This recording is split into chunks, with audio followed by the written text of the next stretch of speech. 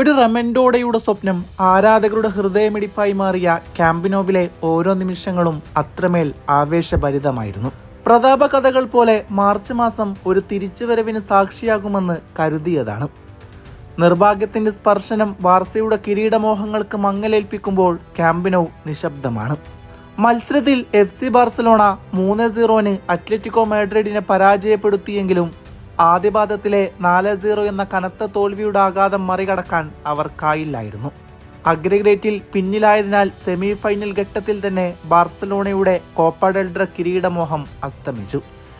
മത്സരത്തിന്റെ ഭൂരിഭാഗം സമയവും ബാർസലോണ ആധിപത്യം പുലർത്തി. ആക്രമിച്ചുകൊണ്ടുള്ള കളിയും സ്ഥിരമായ സമ്മർദ്ദവും കൊണ്ട് അവരൊരു അത്ഭുതകരമായ തിരിച്ചുവരവിന് അടുത്തെത്തിയതായിരുന്നു. എന്നാൽ ഡീഗോ സിമിയോണിയുടെ നേതൃത്വത്തിലുള്ള അത്ലറ്റിക്കോ മാഡ്രിഡ് പ്രതിരോധത്തിൽ ഉറച്ചുനിന്നു. പിന്നാലെ തുടരെ ബാർസക്കേറ്റ നിർഭാഗ്യങ്ങളും ഫ്ലിക്കിന്റെ സംഘത്തിന് വിനയായി. നോക്കൌട്ട് മത്സരങ്ങളിലെ പ്രതിരോധ തന്ത്രങ്ങളിൽ ഡീഗോ സിമിയോണി ഒരു യഥാർത്ഥ മാസ്റ്ററാണ്. മത്സരം തുടങ്ങും മുമ്പേ തന്നെ അദ്ദേഹത്തിന്റെ പ്ലാൻ വ്യക്തമായിരുന്നു. ലക്ഷ്യം ബാർസയുടെ ആക്രമണത്തെ ശ്വാസം മുട്ടിക്കുക. പൂർണ്ണമായും ഡിഫൻസീവ് ഗെയിമാണ് സിമിയോണിയുടെ അത്ലറ്റിക്കോ മാഡ്രിഡ് പുറത്തെടുത്തത്.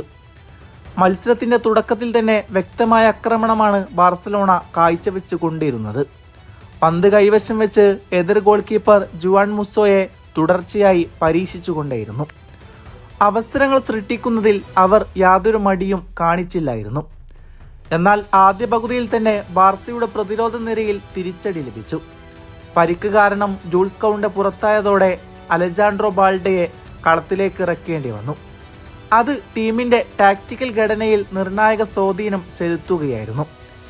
ഇതോടെ ജാവോ കാൻസലോയെ റൈറ്റ് ബാക്കായി വിന്യസിച്ച് ബാർസലോണ കൂടുതൽ ആക്രമണപരമായ സമീപനം സ്വീകരിച്ചു. പ്രതിരോധത്തിൽ നിന്ന് തന്നെ മുന്നേറ്റത്തിന് പിന്തുണ നൽകുന്ന രീതിയായിരുന്നു ടീമിന്റെ പുനഃക്രമീകരണം.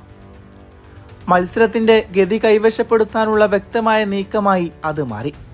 കാറ്റാലൻ ടീം പന്ത് കൈവശം വെച്ചുകൊണ്ട് മത്സരത്തെ നിയന്ത്രിച്ചെങ്കിലും ഗോൾമുഖത്ത് അതിന്റെ റിസൾട്ട് കാണാൻ ആദ്യ 30 മിനിറ്റ് വരെ കാത്തിരിക്കേണ്ടി വന്നു. കൃത്യമായ രൂപകൽപ്പന ചെയ്ത ഷോർട്ട് കോർണർ മൂവ്മെന്റിലൂടെയാണ് അവർ പ്രതിരോധം ഭേദിച്ചത്.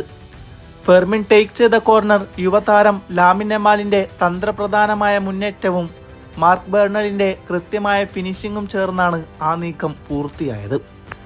ആ നിമിഷം ക്യാമ്പിനോവിൽ ആവേശം പടർന്നു പിടിച്ചു. തുടക്കത്തിൽ ആത്മവിശ്വാസത്തിന്റെ കളി നിയന്ത്രിച്ചിരുന്ന ബാർസലോണ അവസരങ്ങൾ ഗോളാക്കി മാറ്റാൻ വൈകിയതോടെ ഒരു ഘട്ടത്തിൽ സമ്മർദ്ദത്തിലായി. എങ്കിലും സ്റ്റേഡിയത്തിൽ ആരാധകരുടെ പിന്തുണ ടീമിന് പുതുജീവൻ നൽകിക്കൊണ്ടേയിരുന്നു. പന്ത് കൈവശം വെച്ചും വേഗത്തിൽ പാസുകൾ കൈമാറിയും അവർ അത്ലറ്റിക്കോ മാഡ്രിഡിന്റെ പടിവാതിലിലൂടെ മിന്നിമറഞ്ഞു. മധ്യനിരയിൽ നിന്ന് വിങ്ങുകളിലേക്ക് പന്ത് പെട്ടെന്ന് മാറ്റി. ബോക്സിനുള്ളിൽ നിരന്തരം സമ്മർദ്ദം സൃഷ്ടിച്ച് മൂന്നാം ഗോൾ കണ്ടെത്താനായി നിരന്തരം ശ്രമിച്ചുകൊണ്ടേയിരുന്നു. എന്നാൽ അതിനു മുന്നിൽ മതിലായി നിന്നത് ജുവാൻ മുസ്സോയായിരുന്നു. ഗോൾ കീപ്പറുടെ ഇടപെടലുകളും ബാർസയെ ശരിക്കും വെള്ളം കുടിപ്പിച്ചു. അടുത്തു നിന്നുള്ള ഷോട്ടുകൾ പോലും അദ്ദേഹം ആത്മവിശ്വാസത്തോടെ തടഞ്ഞപ്പോൾ അത്ലറ്റിക്കോയുടെ പ്രതിരോധത്തിന് ഉണർവ് ലഭിച്ചു. ജാവോ കാൻസലോയുടെ കൃത്യമായ ക്രോസ് ബോക്സിലേക്ക്. അവിടെ തക്കം പാർത്തിരുന്ന യുവതാരം മാർക്ക് ബേർണൽ പ്രതിരോധ താരങ്ങളെ കാഴ്ചക്കാരാക്കി മനോഹരമായ വോളിയിലൂടെ പന്ത് വലയിലെത്തിച്ചു.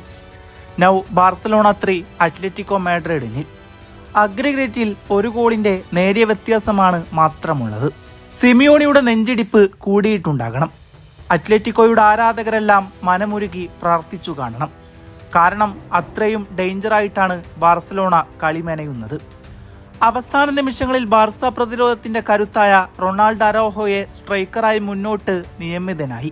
മധ്യനിരയിൽ പെഡ്രിയെ സെന്റർ ബാക്ക് റോളിലേക്ക് മാറ്റുന്നുണ്ട്.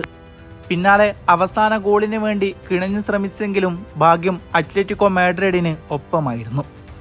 അന്തിമ കാഹളം മുഴങ്ങുമ്പോൾ അഗ്രഗേറ്റിൽ ഒരു ഗോളിന്റെ ലീഡിൽ അത്ലറ്റിക്കോ മാഡ്രിഡ് വിജയം കരസ്ഥമാക്കുകയാണ്.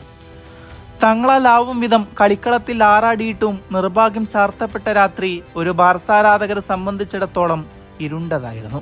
പക്ഷേ ഈ ടീമിൽ ഇന്നും വലിയ പ്രതീക്ഷകൾ നിലനിൽക്കുന്നുണ്ട്.